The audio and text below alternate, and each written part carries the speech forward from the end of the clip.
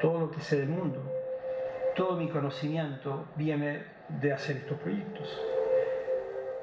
Tú has trabajado intensamente con imágenes documentales, eres un artista que has documentado también muchísimo. ¿Qué significa para ti estar esta vez tú y tu trabajo, digamos, como objeto de la mirada documental y en esta película en particular?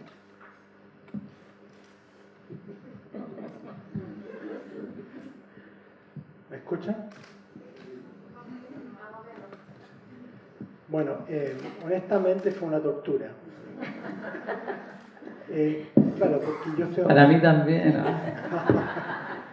Yo estoy acostumbrado a estar del otro lado de la cámara, entonces creo que acabo de perder 3 kilos ahí mirando la película, por lo menos. Fue muy duro, pero cuando me ofreció Paola hacer esta película, yo acepté. Y llegamos hasta el final. La prueba es que existe una película. Pero me costó muchísimo porque, como te digo, yo soy cineasta, soy artista, estoy del otro lado de la cámara, no me gusta ser sujeto. Pero el resultado es primera vez que lo veo con ustedes.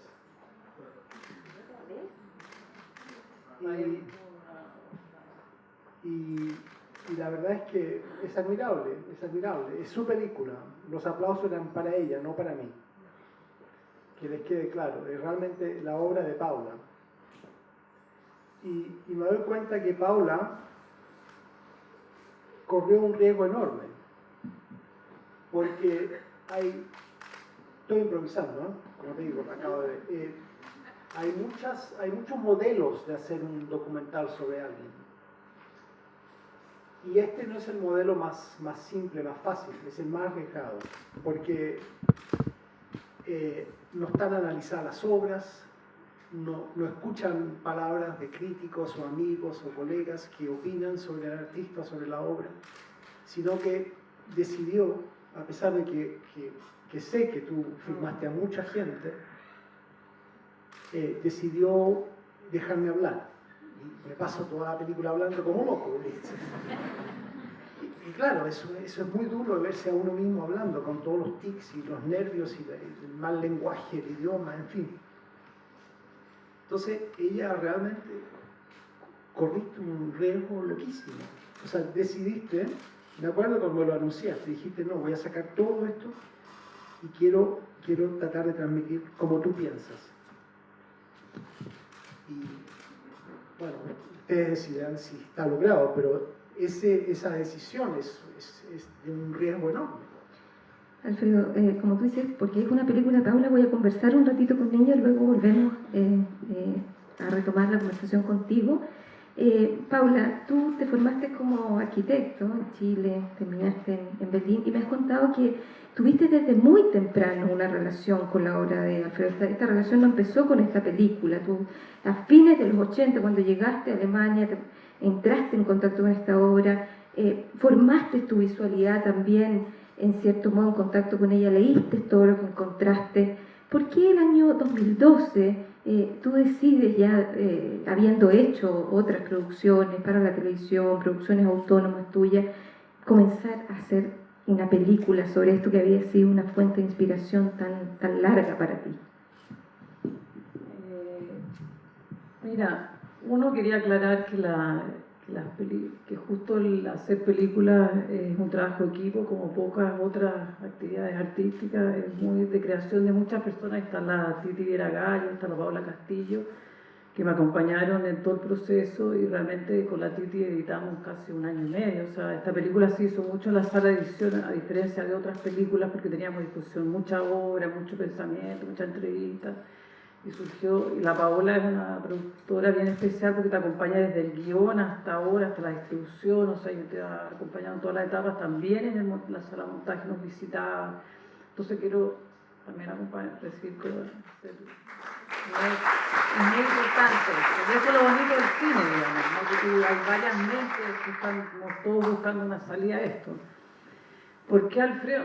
Mira, no sé, yo creo que ¿Por qué en 2012? En 2012 decido hacerlo, pero en verdad yo lo contacté a él en el 2003, cuando vi el lamento de la imagen, lo llamé por teléfono, no había ni Skype ni nada. O sea, cuéntame un poquito ese trayecto, porque me imagino que no debe haber sido fácil conseguir no, al principio no sé, por teléfono, después le mandé volver a Veno, que acaba de terminarla, de ver, y dijo que sí, me dijo te vas a demorar 5 años. Yo me reí y dije, 5 años, ¿por qué? Y me demoré 5 años, porque la empezamos en 2012.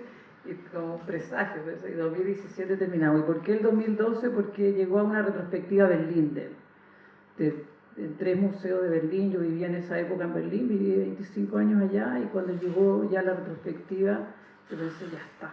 Y busqué una amiga, y que era camarógrafa, y me fui a filmar, y ahí nos encontramos, y empecé a filmar.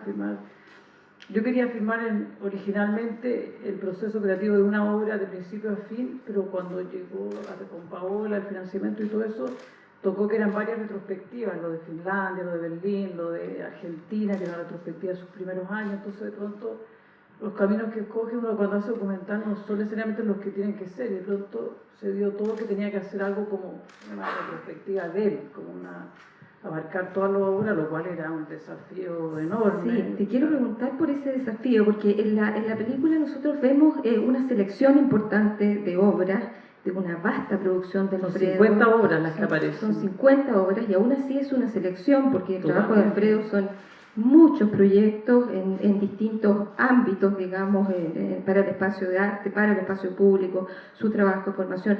Es un trabajo en muchos lugares del mundo, son muchas realidades abordadas. Entonces, me interesa pensar un poco cómo hiciste esa selección, que sin embargo logra dar cuenta de nudos bastante fundamentales de la obra. ¿Cómo se produjo esa selección, que es casi una curatoría también, pero muy retrospectiva y muy intensa? Sí, bueno, yo como te digo, desde los 80 ya estaba interiorizada con su obra, como que me la sabía de memoria.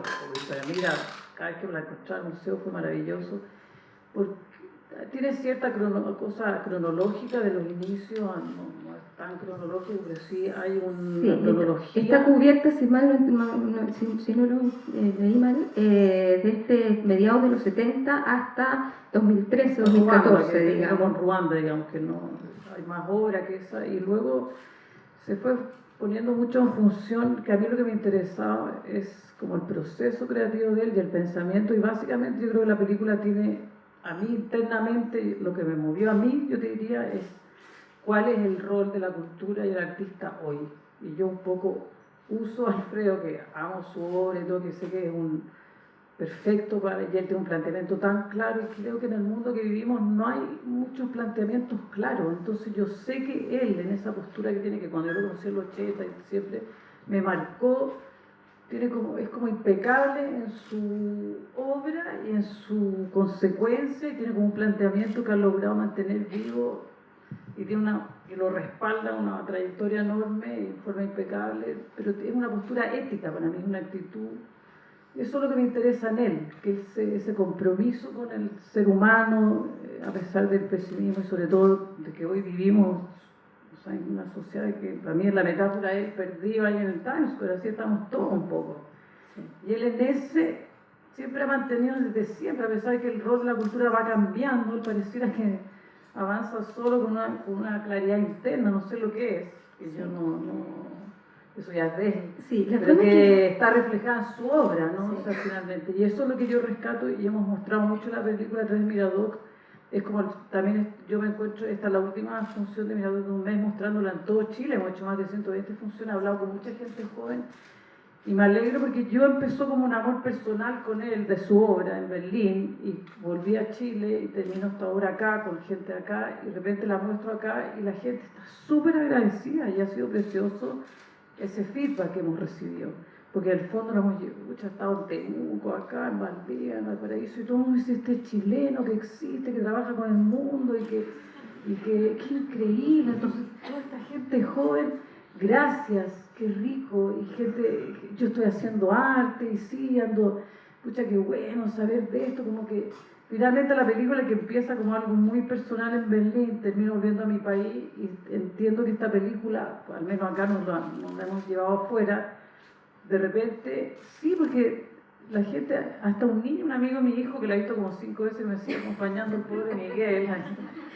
la fue a ver y me dijo, qué bueno que exista allá, porque está bien la Violeta Parra y el Gabriela Mistral, ¿no? Pero qué rico esto de este tipo que es chileno pero es diferente y es tan moderno, y está la música de tu hijo también, que también Entonces de repente es un lenguaje muy actual, vivimos en un mundo global, de repente tenemos un artista global y que es conocido pero desconocido y conocido todavía en ciertos nichos, pero de repente llevarlo para afuera ha sido una cuestión increíble, o sea, la Paula estuvo más en Copiapó y Quique, Sí. no sé, o sea... Es importante esto que tú dices, que Sí. bueno que exista Yar, que bueno que es un artista que nació en Chile, pero que le pertenece a un mundo global. Yo creo que en tu trabajo también ha habido como una intensidad en ese sentido, de mirar Latinoamérica, mirar Chile, pero desde un lugar desplazado. Has hecho un documental antes sobre Isabel Allende, has hecho esta película sobre Yar, tú misma te has puesto en otro lugar para mirar Chile. ¿Cuál es el interés de este modo de mirar un problema que es propio, que es nuestro, que es actual, pero desde un lugar que no es este encierro en que nos encontramos también en la discusión país, digamos, en la pequeña discusión de las cosas domésticas, digamos? No sé, yo creo que la película es la respuesta a esa pregunta. O sea, yo probablemente si no hubiera pasado esos 25 años en Alemania, y me hubiera encontrado acá Alfredo, le habría dicho, hagamos una película, habría sido nada que ver. O sea, obviamente que viene un poco no sé. Alfredo, Pregúntale a sí, Alfredo. bueno, le Yo voy a ya la preguntar a presentaba Alfredo acá ahora, yo. sobre esta cuestión que formula la película de manera bastante insistente y que va organizando un poco va hilvanando, digamos, las obras unas con otras, que tiene que ver con el lugar de la cultura, con este lugar de la cultura como último lugar de resistencia, como lugar de resistencia. Entonces, me gustaría preguntarles a ambos, ¿qué es ese lugar? ¿Es un lugar utópico? ¿Existe para ti? ¿Sigues confiando en ese lugar de la cultura como lugar de resistencia? Porque también la cultura como campo es un lugar bastante atravesado por distintos poderes y maniobras, etc. Entonces, ¿es posible seguir pensando en ese lugar como un lugar de resistencia? No nos queda otra. No nos queda otra. Realmente creo que es el lugar donde se pueden crear modelos de pensar el mundo. Realmente creo en eso. Son modelos que a veces se reflejan en la sociedad y afectan realmente a la sociedad en la cual se muestran. La cultura tiene un poder enorme y no nos damos cuenta porque la cultura es como el aire que respiramos, pero está en todas partes y nos ayuda a pensar y nos ayuda a vivir. Yo siempre, cuando me piden ejemplo, cuento el ejemplo de una novela que se escribió en el año 64. La escribió un escritor norteamericano, blanco, que se llamaba Irving Wallace. Y esta novela se llamaba The Man. Y tuvo mucho éxito. Y al poco rato se hizo una película basada en esta novela, The Man. Y se llamó de la misma manera, The Man. Y la película tuvo mucho éxito. Y poco después se hicieron una serie televisiva con el tema de la película y el tema de la novela. Y a partir de ahí se hicieron otras películas, cantantes, raperos cantaban sobre el tema de la película y se hizo otra novela y otra película. ¿Y de qué se trataba esta película o esta novela? Se trataba que por un accidente, súbitamente en Estados Unidos había un presidente negro. Eso fue en el 64. Y entonces, a partir del 64, en la cultura, nace la posibilidad de un presidente negro. Y se intromete en la cultura. Y había series de televisión, y habían películas, habían raperos, y era parte del paisaje. Y en un país racista como Estados Unidos, no se puede explicar Obama si es que no se sabe que existía esta película. Entonces, por los últimos 10 años antes que surja Obama, aparecían películas, series de televisión donde había un presidente negro. Existía. La cultura creó a Obama antes de que existiera. La inventó, lo inventó. Eso puede hacer la cultura. Y hay muchos ejemplos como ese. Yo realmente creo que la cultura tiene esa capacidad. Y lamentablemente, como la política nos ha fallado de manera miserable, en todas partes, lo único que nos queda es el espacio de la cultura. Y cuando digo cultura, no es solamente el mundo del arte y de la galería, estoy hablando de las universidades, estoy hablando de los centros de investigación, estoy hablando de las bibliotecas, etc. Son lugares donde podemos pensar. Aún somos libres de pensar y crear modelos de pensar el mundo. Quiero preguntarte también, Alfredo, por el campo del arte más restrictivamente. En la película te vemos decir cuestiones que han sustentado tu trabajo. Soy un arquitecto que hace arte, hago arte porque me interesa entender el mundo. Hacer arte es un privilegio y por lo tanto significa que tenemos que ser responsables, que tenemos que ser conscientes. Son cosas como observaciones, posicionamientos, yo diría críticos tuyos respecto del campo del arte, de este campo, de este sistema, de este arte institucionalizado, del circuito del arte. Tú puedes ser esa crítica, tú tienes un lugar hiperganado dentro de ese espacio. Yo me pregunto un poco en nombre de todos estos jóvenes, este 99% que tú nombras en la película, que está haciendo arte porque quiere hacer sentido, porque quiere construir una realidad como quiere construir un presidente negro u otras realidades que hoy día son nuestras utopías. ¿Es posible para ellos definitivamente pensar en entregarse a esta pasión de hacer arte fuera del campo del arte? ¿Qué crees tú? ¿Es posible ese espacio de libertad? ¿Tiene el artista las posibilidades de zafarse de ese campo constituido como institución también hoy día? Yo creo que sí. En Chile es más difícil que en otros lugares, no hay duda. Pero yo creo que sí. Yo creo que sí. Como te digo, ese espacio de libertad es fundamental. Y eso a mí me lo dio la arquitectura. Como yo llegaba desde el mundo de la arquitectura, no sabía lo que en principio era el arte. Entonces había que inventarlo. Y en realidad, esto tengo que hacer marcha atrás y tengo que empezar con Duchamp. Duchamp, Marcel Duchamp, realmente es el responsable de lo que ocurre hoy en el mundo del arte. Él en los años 20 declara de que el artista decide lo que es arte. Él decide eso en los años 20. Es decir, si en este momento el artista decide este micrófono es una obra de arte, es una obra de arte. Así de simple, porque el artista lo decide. Cuando él toma esa decisión y hace este manifiesto sobre los ready-mades, a partir de ahí, eso nos da una libertad inmesurable. Y entonces esa libertad es la que tenemos nosotros. Ahora, por supuesto, está el problema de la falta de recursos, falta de interés del medio, etcétera, etcétera. Eso lo sabes muy bien.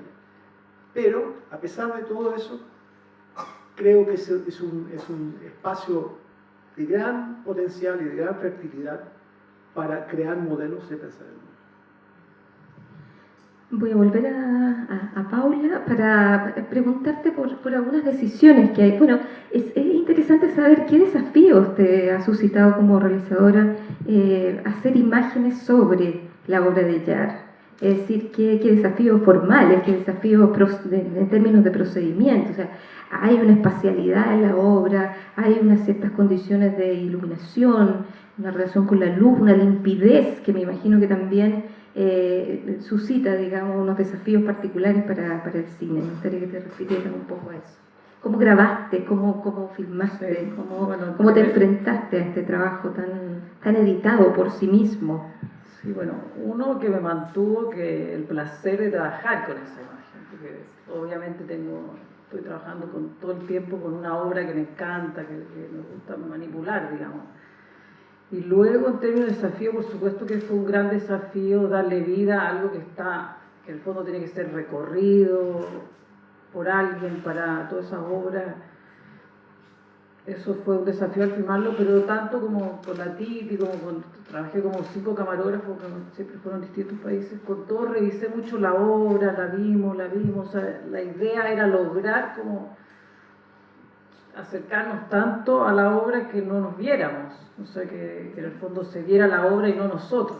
Yo creo que de eso se trata, de transparentarnos nosotros, homologándonos como camaleones, mimetizándonos con él. Entonces, de esa manera desaparecemos y está la obra. Y después, también Alfredo fue súper generoso y siempre agradecer la confianza que depositó a ciegas un poco. Y también nos puso a disposición su material digital, que está súper ordenado, lo cual también nos facilitó cantidad y también accedimos en esa medida a obras que no necesariamente filmamos, entonces teníamos todo a disposición. Sí, increíble tu archivo, Alfredo. Realmente quedamos todos sorprendidos frente a ese nivel de orden y de rigor con los materiales. Tú tomaste una decisión, Paula, que tiene que ver con dejar hablar al artista. Por ahí un crítico en Chile dijo, bueno, aquí no estamos escuchando como al conjunto de voces que se ocupan de la recepción de una obra de arte cuando ocurre como en el espacio cultural. Hay una decisión por parte de la realizadora de concentrarse en el relato del artista. Me imagino que en algún momento consideraste la opción de escuchar a otras personas en tantos países donde Alfredo tiene lectores, gente que ha escrito sobre su obra, pero tomaste esta decisión de concentrarte en la relación obra, relato del artista. Sí, porque yo distingo, como lo he seguido, leí todo y qué sé yo creo que él tiene tan construido su discurso como su obra. O sea, creo que está entonces, como que en este caso, no creo que en todos los artistas se pueda hacer así, pero yo creo que Jacques sí ha construido, que es casi otra obra, que es todos estos postulados que él tiene. De hecho, cuando muestro la película, todas las veces me da risa que la gente se me acerque y me repite todo lo que él dice, sí, porque cuando él dice, yo lo entiendo perfectamente porque esas construcciones de sus frases son súper limpias y claras, y en el fondo ahí está la fuerza también de él, y de su discurso, y eso, ¿qué más? Eso no te sirve en cualquier artista, en este caso sí servía, y de pronto con la Titi y la Paula hablando, que la película tenía que ser yar, totalmente yar, entonces no cabía nada más, y eso la potencializaba a la vez, ¿entiendes? Como que lo otro sobraba y estorbaba, porque hay una limpieza que tiene que ver también con que mejor quedarse ahí nomás. Es cierto. Sin embargo, ahora que lo vi por segunda vez, observé algunas cosas que son pequeños correlatos que tú vas haciendo, que tienen que ver con el modo como vas hilando. Por ejemplo, la presencia del agua en la película me llamó mucho la atención, porque el agua es un elemento que Alfredo trabaja en su obra, está representada el agua, está usada como recurso, y también está usada en la película como un elemento articulador. Me imagino, no sé si eso resultó así o sería un elemento. No, por supuesto, hay un montón de decisiones que están ahí, como el agua, porque él se mueve el planeta, o sea, hay como muchas decisiones mías. Un detalle muy bonito, como también el de este conjunto de personas que uno ve en torno, ahora están los espectadores, pero también están todas estas personas que asisten al campo del arte, que trabajan en este campo, que es un campo simbólico, pero que ellos trabajan haciendo un trabajo físico, un trabajo de montaje, de limpieza, aparecen también como una frontera de este campo. Son cosas que pude notar en esta segunda revisión, me imagino que son decisiones que tú fuiste tomando. Está lleno de detalles, o sea, la película, ahora que yo la veo, también está hay muchos guiños por ahí, acá, eso es lo que le hace una película que, bueno, tiene como una profundidad, a mi manera de ver. También Alfredo súper reservado, yo respeté esa cosa reservada, pero a pesar de eso, por la Titi fui buscando, y costó que este personaje finalmente se entienda, ahí está, porque tiene una parte que reta, que todo el mundo se ríe, porque después tú lo perdonas completamente porque entiendes que es su rigurosidad, y que gracias a esa rigurosidad tiene que ver con su obra, con dónde está, etcétera, o sea, se justifica completamente.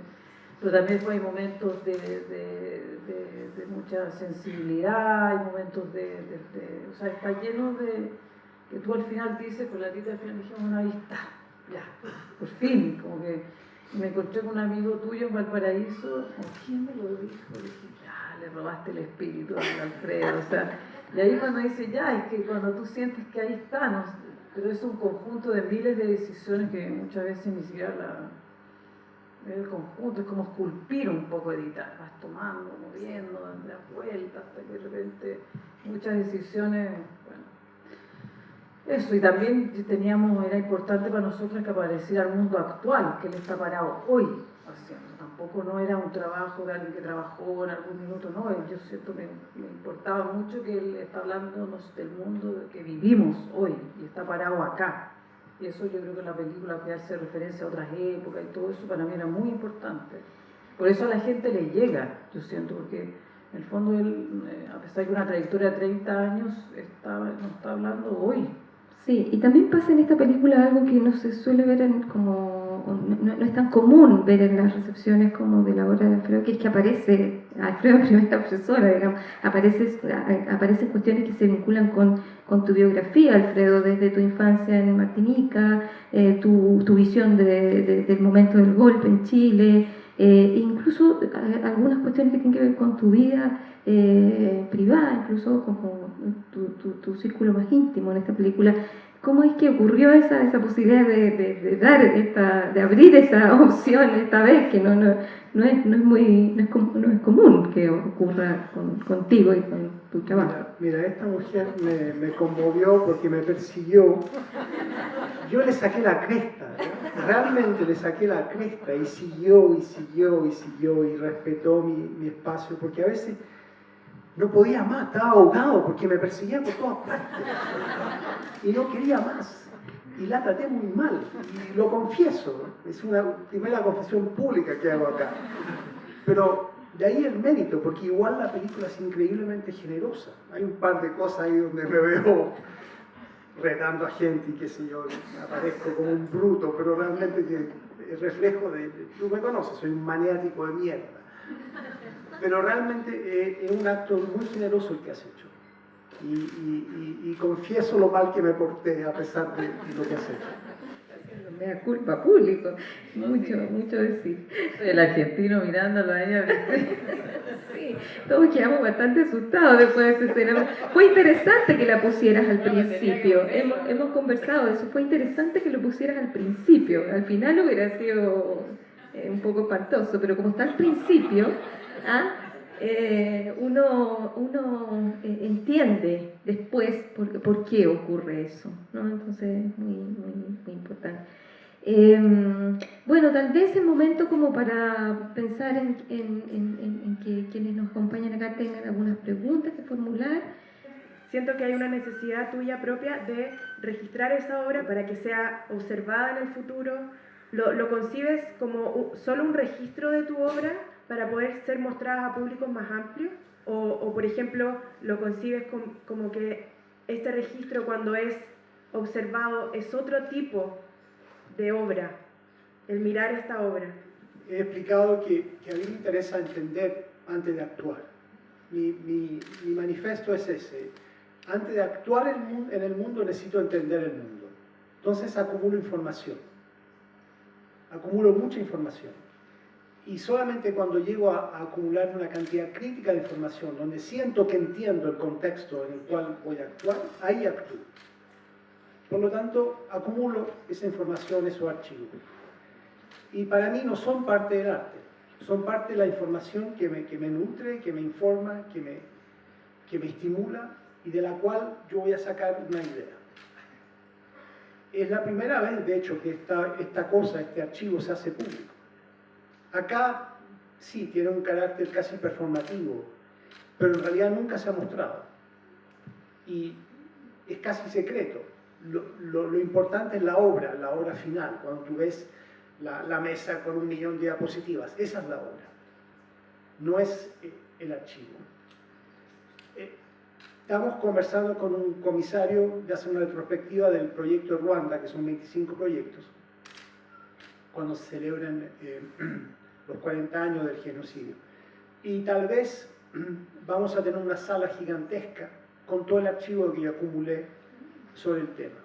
Y ahí se van a ver, qué sé yo, 10.000 recortes de diarios, revistas, videos, libros, para que la gente entre por ese mundo y después vea las obras. Pero eso es un proyecto. Nunca lo hemos hecho. Por lo tanto, considero eso parte de como el proceso privado de mi trabajo, que va paralelo a un proceso mental para llegar a las obras. Mira, yo creo que el momento más emocionante fue cuando, en términos de conocerlo a él, fue que yo llegué 3 días a Nueva York antes que llegara él y estuve con su asistente en la Capuchina mirando sus archivos. Y cuando entré, como era como entrar a la mente de Yara, así como... Para mí fue eso lo más emocionante, y abrir los cajones, que yo lo muestro un poco, que había él como mete el mundo ahí, lo archiva, y como tan distinto a otros artistas que... Pero eso era él, como que me ayudó a entenderlo N, ¿no? Está ahí como, lo transmito, lo cuento después en la película, que se mete como el mundo, ahí, que después lo convierte en arte, ¿no? Ese momento yo creo que fue súper, como que... Y después entrar a su casa es como lo trato en la película, yo entro, pero entro con respeto y no pretendo entrar ni traspasar nada, ni revelar nada, porque en el fondo la película va de su quehacer y su persona para mí está en su... Pero igual yo siento que está harto él como ser humano ahí, mucho. Y me llama la atención porque he hablado con mucha gente y todo, a pesar de lo que son pinceladas, igual por supuesto que hay todo un mundo de Alfredo que no conozco, pero lo que sí tiene relación con la obra y está ahí y eso es suficiente. Creo que no se necesita más. Tú dices que es muy raro verse, que es la primera vez que te ves en este documental, pero también estás viendo tu forma de pensar y tu trabajo como tercera persona, como espectador, o sea, está como en la realización de la obra, está en la realización del documental, que fue una experiencia también, que vean tu obra que va a ser registrada, y ahora es verte a ti como un espectador protagonista de esta película. Entonces te quería preguntar, ¿cómo leíste tú tus obras a través del documental? ¿Cómo te viste tú? No sé, igual como aprovechando de que también es la primera vez que te ves, pero la sensación más allá de, claro, de lo que podría ser lo raro de todo, pero ¿cómo leíste tú las obras tuyas a través de este documental al verlo desde fuera, digamos? Yo hubiera querido mostrar más las obras, que se vean las obras, que se vean bien y explicarlas, porque ustedes vieron imágenes de esta obra, de la otra. Alguna gente conoce estas obras y sabe lo que pasó y por qué hice lo que hice, pero la mayoría no sabe, ve fragmentos. Y entonces, esa es tal vez la parte que más me cuesta aceptar. Yo soy un poquito más didáctico, quiero ver las obras, quiero explicar las obras. Y ella se resistió a explicar las obras, a tener una voz que explica la obra. ¿No? Cuando yo hablo de las obras, solamente hablo de una obra, la obra de los 6 segundos. Pero yo hubiera querido explicar todas las obras. De hecho lo hice, pero no lo puso. Y lo hizo otra gente y no lo puso. Y encuentro que era un riesgo enorme. Porque aparece un loco ahí hablando, contando cosas, y aparecen estas imágenes en el background de lo que hizo. Pero no entiendo cómo la gente logra entender lo que hice. Yo creo que se queda con lo que ella quería hacer, con alguien que piensa de una cierta manera y que lo expresa. La gente me empieza a hablar, porque lo de Brasil, que fue para allá, y eso en el metro, o sea, eso queda súper claro. Después me dicen, no, porque lo de la nube, esto de la frontera, o sea, queda claro. Después lo de Ruanda con esto,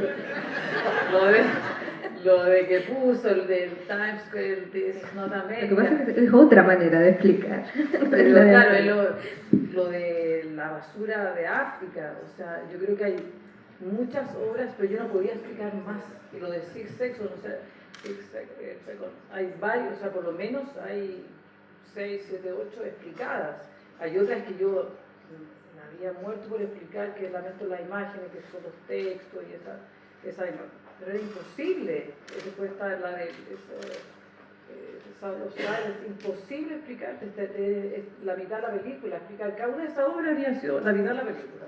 Entonces tienes que escoger, y a pesar de todo, imagínate, hay 50 obras, hay unas que habría encantado, ¿por qué se quema ese museo? Explicar eso, pero no puedes, o sea, ya hay como 7 explicadas y las otras Pero yo creo que lo importante es que se entiende lo otro y después la gente, si ya se interesó, están los libros, hay miles de libros de Alfredo, hay miles de posibilidades de que un día llegue a Chile y lo vea, pero era mucho más importante lo otro que ser, o sea, había que, yo busqué, o la Titi, es testigo, el equilibrio entre la poesía y la información. Siguió la elección del maestro. Para hacer una pregunta que en realidad tiene que ver con una curiosidad personal. Soy antropóloga y tuve la posibilidad de trabajar en Europa con sobrevivientes ruandeses. Por lo tanto, el tema Proyecto Ruanda me cala muy profundamente. Considerando que usted estuvo en Ruanda muy poco tiempo después de terminado el genocidio, en el año 94, yo quisiera consultarle a usted un poco por su experiencia, su percepción de ese momento. Experimentamos, digamos, las situaciones más horribles que habíamos experimentado en nuestra vida. O sea, nos encontrábamos con cadáveres en las calles, por todas partes. Estamos hablando de 1 millón de muertos. Y bueno, yo no estaba preparado para eso, pero fui a documentar. Y por lo tanto, nos armamos de fuerza y documentamos. Documentamos todos los días. Íbamos a campos refugiados, íbamos a sitios de masacres. Y sacamos fotos y hablamos con la gente y entrevistamos gente.